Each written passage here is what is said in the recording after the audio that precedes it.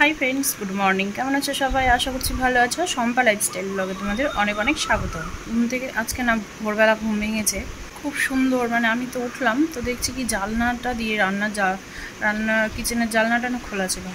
किचेनेर जालनार ओखाने जेतेई कि सुंदर एकटा हावा भालो करे ताकिয়ে देखछि पुरोई मेघला मेघला और सेई हावा हच्छे मेघला मेघलाई हय बृष्टि हय ना तो भीषण गरम छिलो। घरेर गेट टेट तो खुले घुमिয়েছিলাম এত গরম কি পরে ঘরটা দেখছি ঠান্ডাও হয়ে গিয়েছে। এনার্জি ড্রিঙ্কটা খেলাম তারপরে হচ্ছে ওয়ার্কআউট করলাম পারছি না মানে শরীরটা এত মোটা হয়ে গিয়েছে।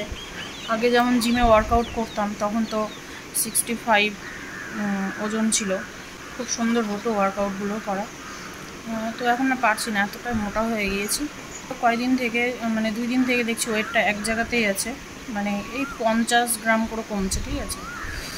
এত কড়া ডায়েট করছি তারপরেও এই যে ওয়ার্কআউট হয় না তারপরে মর্নিং ওয়াক হয় না ওই জন্য তো মর্নিং ওয়াক যাবো তো কিনা একবারে আজকে না মেঘলা মেঘলা আছে সকালে ঘুম থেকে উঠেই দেখি রোদ ওই জন্য ইচ্ছে করে না এই রোদে যেতে আর সন্ধ্যের দিকে ভাবি যাব তো কোথায় এত গরমে না ইচ্ছেই করে না যে রেডি হই যাই এরকম একটা ব্যাপার কিন্তু বেরোতে হবে নাহলে উপায় নেই।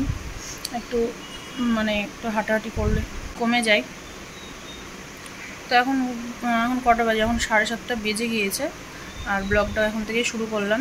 তো দিদুন ঘুমাচ্ছে ওর মা আর মাসি পড়তে গেল আচ্ছা তো ঝাড়টার দিয়ে নিই দিয়ে বাসন টাসন আছে ওগুলো সব ধুই তারপরে যদি উঠে যাই তাহলে তো উঠেই গেল বসে থাকতে হবে নিয়ে আর নাহলে আস্তে আস্তে রান্নাবান্নাগুলো সেরে নিই। দিদুন এখানে ঘুমাচ্ছে দিদুনকে এখন দেখাচ্ছি না প্যাম্পার্স পরে আছে ওই জন্য তো দিদুন এখন ঘুমাক তো পুচকিটা ঘুমাক আমি একটু বাজারের দিকে যাই টমেটো নিয়ে আসি দাদু বাটা মাছ নিয়ে এসে দিয়েছে। আমি যদি জানতাম যে মাছ টাছ নিয়ে আসবে দাদু ওই রকমই না বলেই নিয়ে আসে তাহলে আমি একটু টমেটো আনতে বলতাম। তো দেখছি টমেটো নেই ঠিক আছে যা ছিল সব পুড়িয়ে গিয়েছে তাই একটু টমেটো নিয়ে আসি একটা দুটো টমেটো দিলে না একটু ঝোলটা টেস্ট হয় ভালো লাগে। তোর বাবাকে বললাম যে যাও গিয়ে একটু টমেটো নিয়ে আসো বলছি কি আমি যেতে পারবো না টমেটো ছাড়া করো কালকে গেলাম তো বললে না তো কালকে অত খেয়াল ছিল না আমি যাচ্ছি আর পুচকিটা তো ঘুমাচ্ছে ওকে তো দেখতে হবে কাউকে তো আমি বললাম তাহলে তুমি ওকে দেখো বলছে হ্যাঁ আমি ওকে দেখছি তুমি যাও আর আসো তাড়াতাড়ি ঠিক আছে স্কুটি নিয়ে যাবো দেরি লাগবে না যাবো আর আসবো। তো এখন হচ্ছে ও ছাদে গিয়েছে তো আমি বললাম তাড়াতাড়ি আসো চলে আসছো নাই তো ছাদে গিয়েছে আসছে আমি যাই। চারটার দিয়ে যে বাসন টাসন ধুয়ে এখানে জল ঝরানোর জন্য ধুয়েছি আসবে এসে তখন ভাত মাছটা দাদু কেটে এনেছে কিনা সেটাও দেখিনি।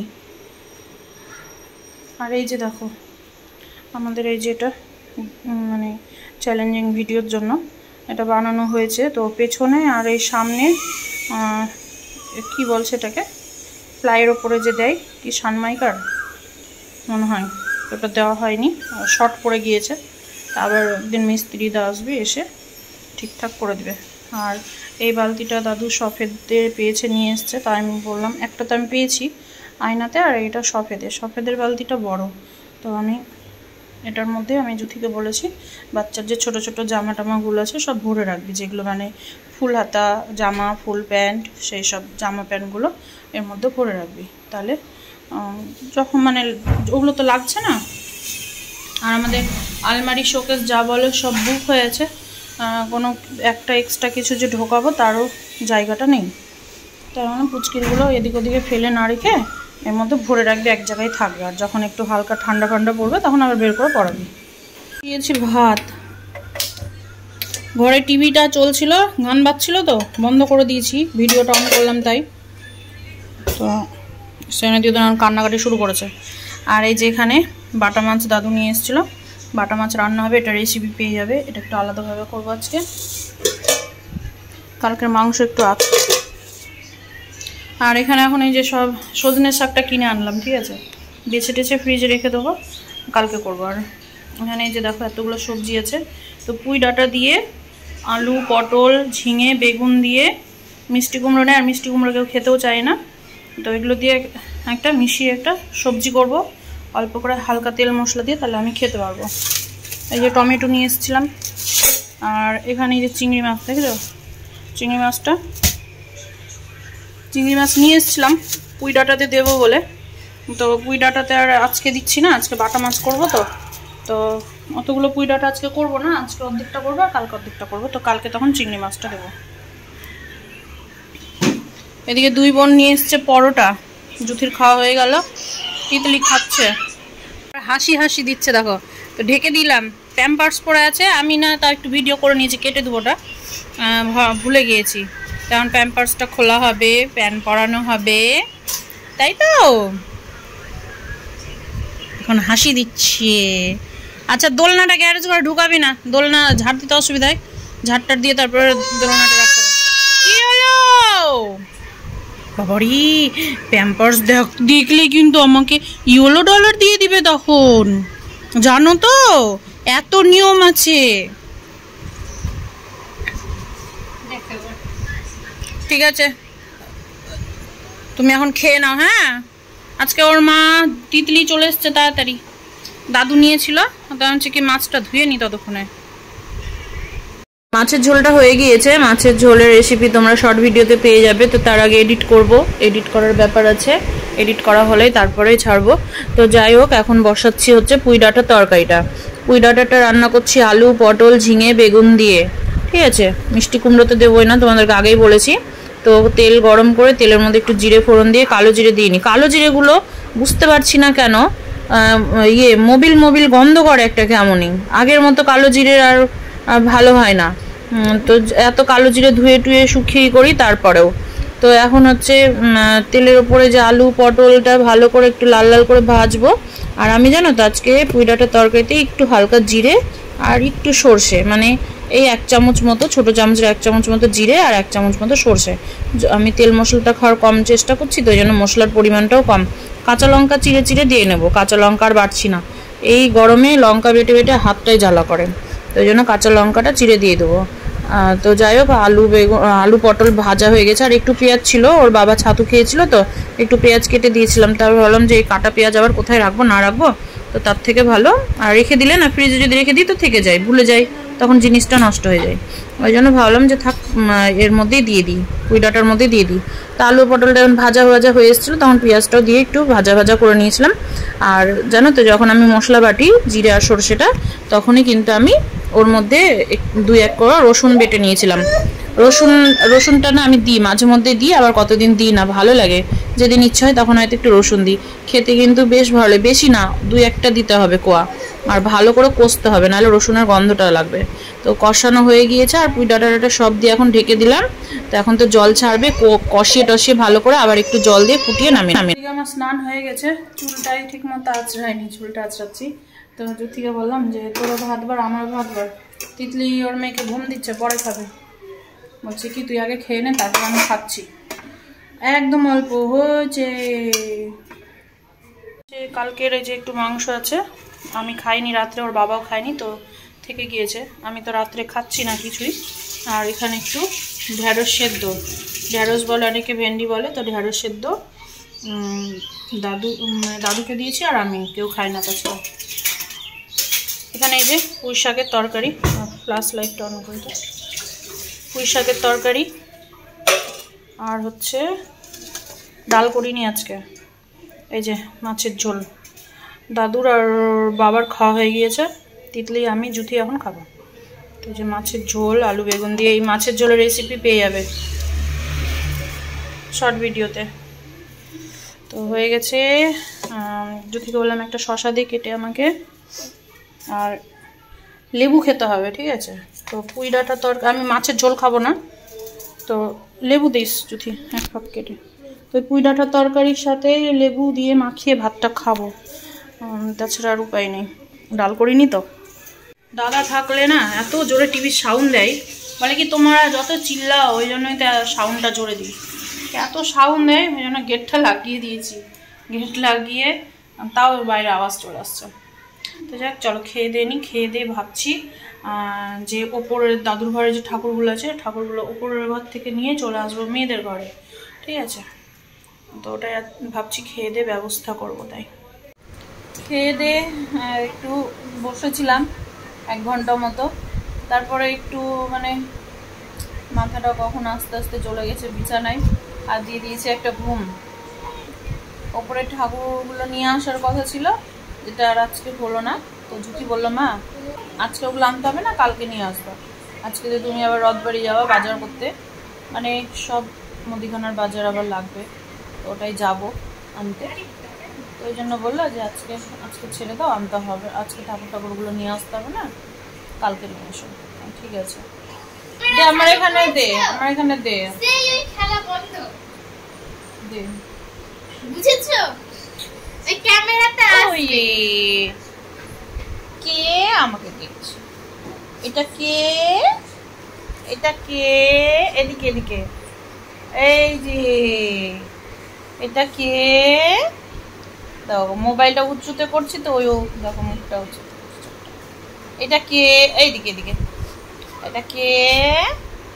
এখন দিদুন টিভি দেখবে, টিভি দেখার মন হয়েছে, এখন টিভি দেখবে, ওই জন্য ছটপট ছটপট করছে। শুনলাম দিদুন মনে হয় একা কিছু বলতে চায়, কিছু বলতে চাও তুমি? কি কিছু বলতে চাও? কি বলতে চাও বলো, বলো বলো, পারছো না বলতে, পারছো না?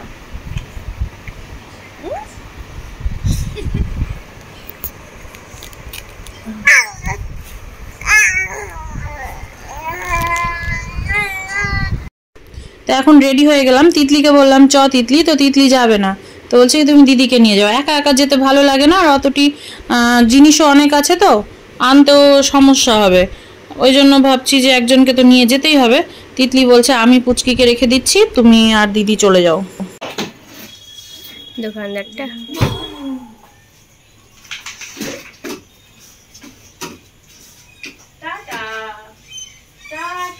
তো ওদিকে দেখতে পাচ্ছি। টাটা দিদা, তুমি যাবে আমাদের সাথে? টাটা বাই বাই, তোমরা যাও, আমি মানির কাছে ঠিক আছি। দেখছো আমি একা একা সবার সাথে ঠিকই যাচ্ছি। Bye bye. চলে এসেছি রথবাড়ি, আর দেখো কতগুলো আমাকে অলিগলি ঘুরতে হয়, ভীষণ বিরক্তকর এই জায়গাটা, আমার এত বিরক্ত লাগে। কিন্তু স্কুটিটা না রাখার কোথাও জায়গা নেই জানো, যেখানে রাখবো প্রবলেম, কেউ রাখতে দিবে না। তো ওই জন্য আমাকে ওই ভেতরেই নিয়ে যেতে হয়, যেখান থেকে মাল নেব, জিনিস নেব, সেইখানেই আমাকে রাখতে হয়, মানে সেখানেই স্কুটিটা নিয়ে যেতে হয়, এইরকম কষ্ট করে নিয়ে যেতে হয়। আর দেখো কত অলিগলি, এইদিকে ওইদিকে সব গাড়ি টাড়ি রাখা থাকে, তো খুব অসুবিধা হয়। আর হচ্ছে এত জ্যাম থাকে কি বলবো, তাও তো এখন একটু রাত হয়েছে বলে অনেকটা ফাঁকা হয়ে গেছে, যদি সন্ধ্যের দিকে আসতাম না, মানে করো এই 6টা সাড়ে 6টার দিকে আসতাম, তখন তো আরও মানে ভিড় থাকতো। এখন 7টা সাড়ে 7টা বাজলে না প্রায় সবাই দোকান আস্তে আস্তে বন্ধ করে দেয়। আমার তো জিনিস নেওয়া প্রায় হয়ে গিয়েছে, আর এখন চলছে হিসেব। তোমার হচ্ছে আমি যাতে টাকা পয়সা না মেরে নিতে পারি বরের, সেই জন্য হিসেব মানে বলে কি লিস্ট করে নিয়ে আসতে, সেগুলোই এখন হিসাব চলছে। তো দোকানদার বলছে কি আর কি করে, বলছে বেশি বেশি করে একটু দামগুলো লিখে দিতে হবে, দাঁড়াও এই ব্যবস্থা করবো, থামো। রথবাড়ি থেকে বেরিয়ে গেছি, আর আমি তো আমার গাড়ির সামনে দুনিয়ার জিনিস আছে, তো জুথিকে বললাম তুই এক কাজ কর, পুচকির তেল শেষ হয়ে গিয়েছে দিদুনের, তো আমি বললাম যে যেই তেলটা মাখাই সেই তেলটা এখান থেকেই নিই, মানে ডাক্তারের যে চেম্বার আছে, পুচকিকে যে ডাক্তার দেখায় সেই চেম্বারের পাশে এটা।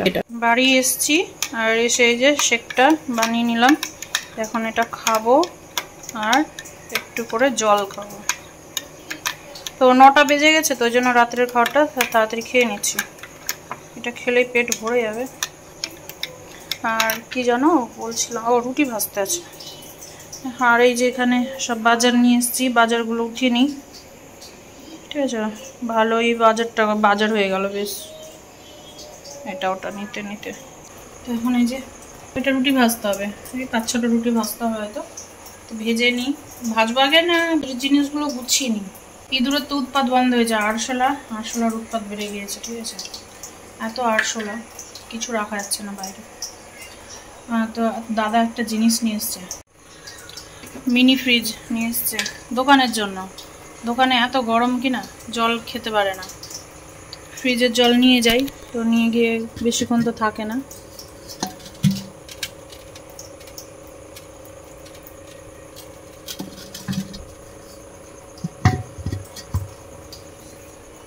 মাটির কলসি দেখে মনে পড়ে যায়, যখন আগে আমাদের ফ্রিজ ছিল না, তখন মানে ফ্রিজ নিতে পারতাম না, মানে নেওয়ার হয়তো সামর্থ্য ছিল না। তখনও খুব ইচ্ছে করতো যে ঠান্ডা জল যদি একটু পেতাম এরকম লাগতো। আর হচ্ছে দোকান থেকেও না ঠান্ডা জল, বাবা জল কিনে খাবো এরকম একটা ব্যাপার ছিল। তো সেই জন্য ফ্রিজের জল খাওয়ার জন্য খুবই মনটা ছটফট করতো। তো লাস্টে কী করতাম, মাটির কলসি একটা করে কিনতাম প্রতি বছর, আর জল রাখতাম, গরম পার হয়ে যেত, মাটির কলসিটা ফেলে দিতাম। তো এইভাবেই, কিন্তু মাটির কলসির জলও কিন্তু খুব সুন্দর যেন খেতে। আর হচ্ছে একটু যদি বালির ওপর রাখা যায় না, ভীষণ ঠান্ডা থাকে। তো আগে এইভাবে খেয়েছি। ফ্রিজ তো কেনা হলো, শাশুড়ি মাই টাকা দিয়েছিল ফ্রিজ কিনতে।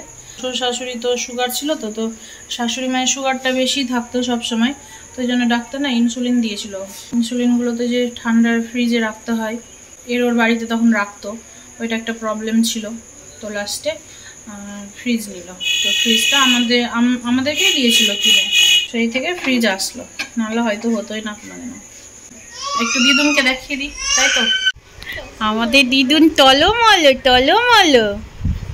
আমাদের দিদুন ওর মাকে দেখছে, মায়ের কাছে ছিল, মায়ের কাছ থেকে আর আসবে না এখন। আমাদের দিদুন টলমলো। দিদুনকে রেখে গিয়েছিলাম বাজারে, তো ব্যাপারটা কি হয়েছিল, যে ওর মাকে দেখেছে, দেখি কি কান্না, বাপরে, মাকে এত বুঝেছে, মনে হচ্ছে যে হ্যাঁ এখন তুই ওর মা। এতদিন বোঝা যাচ্ছিল না যে কে ওর মা। কি হয়েছে, একটু টাটা দিয়ে দাও দিদুন, টাটা। ওর এখন আর ক্যামেরার দিকে মন নেই, ঠিক আছে, এখন মন ওর মায়ের কাছে যাবে। এইদিকে দেখো, এদিকে দেখো,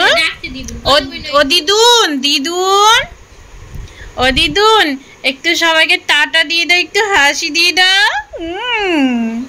বলো আমি যেমন কাঁদতেও পারি তেমন হাসতেও পারি। একটু টাটা দিয়ে দাও সবাইকে, বলো গুড নাইট, টাটা দিয়ে দাও, একটু টাটা বলো, টাটা। সবাই ভালো থেকো, সুস্থ থেকো। দিদুনের ব্লগটা আজকে এখানেই শেষ করলাম। আমি এখন ঘুমু দিব, তাই তো দিদুন সোনা এখন ঘুমু দিবে।